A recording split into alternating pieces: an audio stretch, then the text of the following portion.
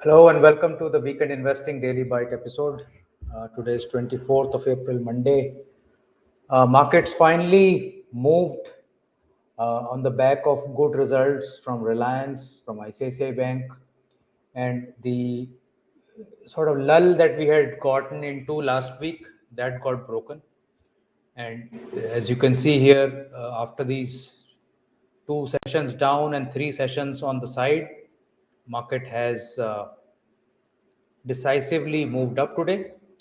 Uh, and it does seem like that it'll at least try go retest this high, and if that level gets broken out, then you also have a inverted head and shoulders getting formed, which can give further impetus to this move. So I think this bottom that we've made here, intermediate bottom around 17,580, is now very like a crucial support for the near future now. So I think all supports, all stops should be at this level and allow the market to run up to 18,100 odd in the coming week or so. So that's the setup that is there. It is a reasonably optimistic setup. Small caps, mid caps, all have done all right, and the banks are leading, as I've mentioned several times in the past also.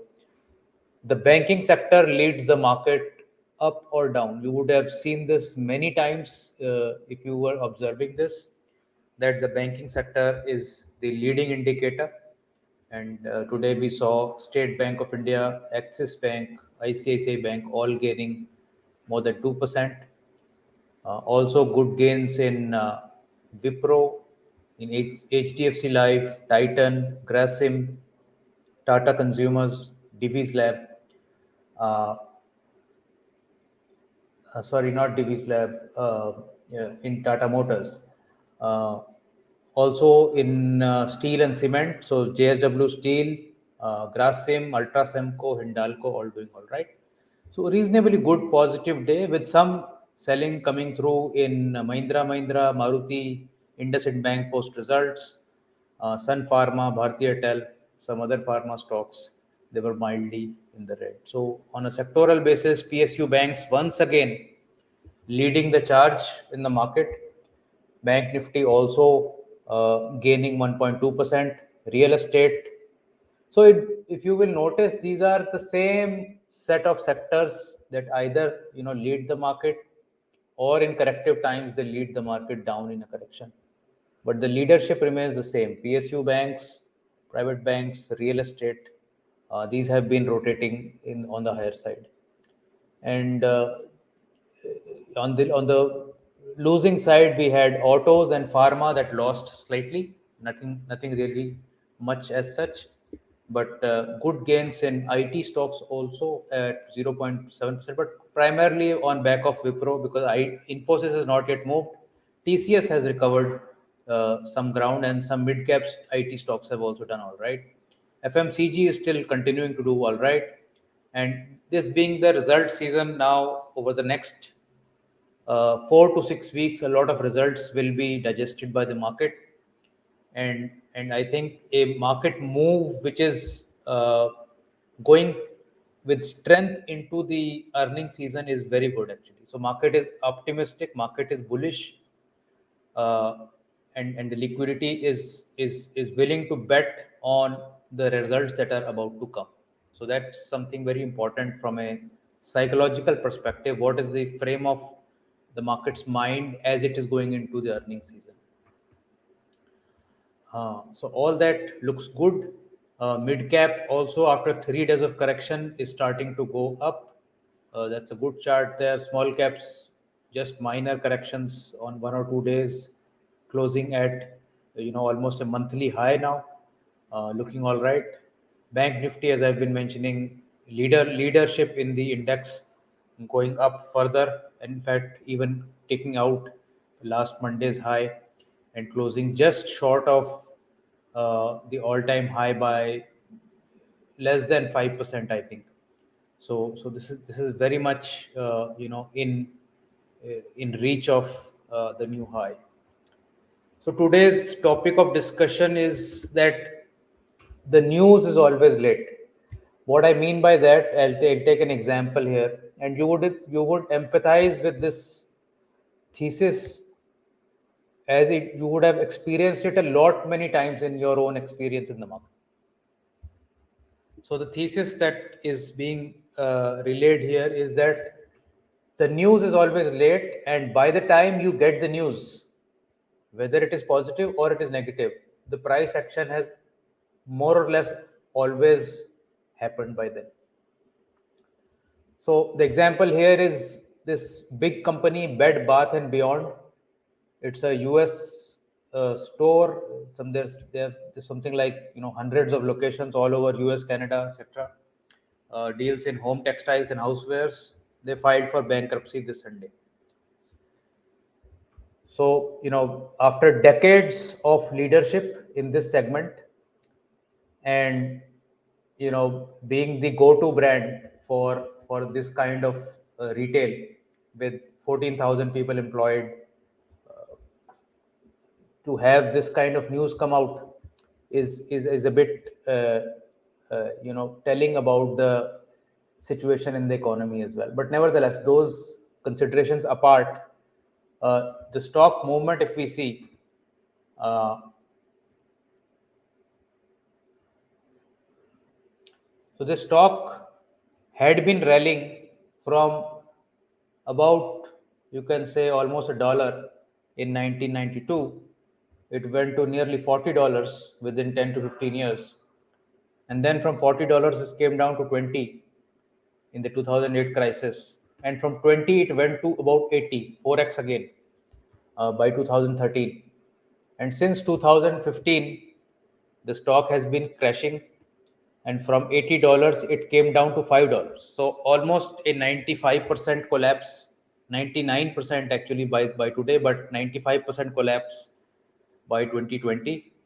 And post COVID, it had a remarkable run from $5 to $55, 11x within a matter of 6 months, and then a collapse to 29 cents now. So 99%, 95% drop here, then a 11x and a 99% drop subsequently. The news is now out that Bed and Bath is filing for bankruptcy, and there is nothing left for the shareholders. So now you would have seen, maybe not this kind of situation where the company is going belly up, but you would have seen a lot of situations where by the time you and me come to know about what is happening, the price movement has already happened. Whether it is earnings, whether it is some merger news, whether it is some product launch, whether it is some drug discovery, whether it is some FDA, inspection uh, flag, whether it is some top management leaving the company, um, so many different actions, whether it is bonus or split coming to a stock. It could be some government policy that is going to impact some industry. All these news, so-called news, they reach the newspaper or our media much later than what the impact of that news is already percolating into the price. Because after all, the world is made up of humans, and every such news is a large number of people are privy to these news, and that percolation and that spread happens. You can keep the lid on your secret as much as possible, but even when the results go for uh, a printing to the printing press for your report, I mean that information gets leaked there also. So the leakage of information, it is impossible to stop it. And a lot of times, a lot of insiders or people who have knowledge about things are much ahead of market men, who will come to know through the official disclosure on the exchange site or on the announcement date. uh, Hundreds and thousands of examples where people will look to, let's say, acquire some companies, and then they are looking at 20 proposals to acquire these companies, but there'll be one board meeting where it will be quite clear where they are headed. There's a short list. There is likelihood of something happening, and things will start to get reflected in the price there and then itself. And the same thing happens on the downside. As results begin to bleed, or people are in the know that this quarter we're going to have a disaster of a result, or whatever it may be, it starts to reflect in the price, and you would see that the element of surprise to the market price on the day of news in most cases is not there. So it is not that the news comes to the market and then the stock drops 50% if there's a bad news, or the news comes to the market and then the stock doubles within 3 days. It usually will not happen like that. Usually the market will keep everybody guessing why the stock is going up. So the why is something that people get stuck in. I want to know why, but that why is not important. What is important is that the price is moving and you need to move with the price. The price may be going up, you need to ride that up move. Price is coming down, you need to get out, you need to ride that down move if you are a short seller. So again, I mean, how to exit is, of course, 10,000 different ways of doing it. Uh, any simple indicator will also be sufficient if you are willing to follow that with a discipline. You could just use a 200 DMA, you could use a super trend, you could use a average true range, you could use 20% drop from the top. Anything that that you are willing to use on a disciplinary basis over a long period of time, you will be successful in exits. But it needs to be a precise and a calculatable exit. If there's a qualitative variables, that the results may or may not be good, the management uh, person who's leaving, what kind of impact that will have, the company that we are acquiring, we don't know what implication of that would be over there 2 3 years. These kind of qualitative statements will not allow you to have a concise and precise decision, whereas price based moves will be able to bring you to that decision point, and you have to execute it like in a military like fashion. So this is all I had for today's session. Let me quickly go see if I can find any queries for myself for today. Just give me one moment and I'll be with you.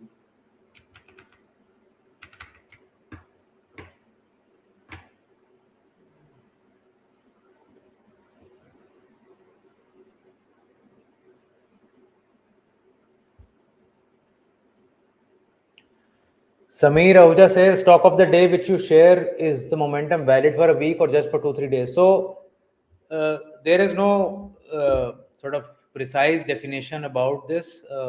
Sometimes I share a stock that is looking good to me on the charts, but that is only to give you a idea what you can have in your watch list, and to try and find trade setups on based on that. So whether it lasts for a week or 2 weeks or 4 weeks is anybody's guess.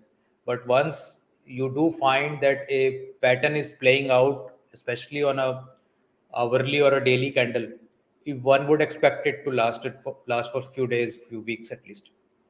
So, regardless of that, the idea of showcasing some stocks on certain episodes is only to give some suggestion as to these are some stocks that you could keep in your watch list because these look like having high momentum versus others. Is there any other question? I'll just wait for 30 seconds. My time is almost up for the day.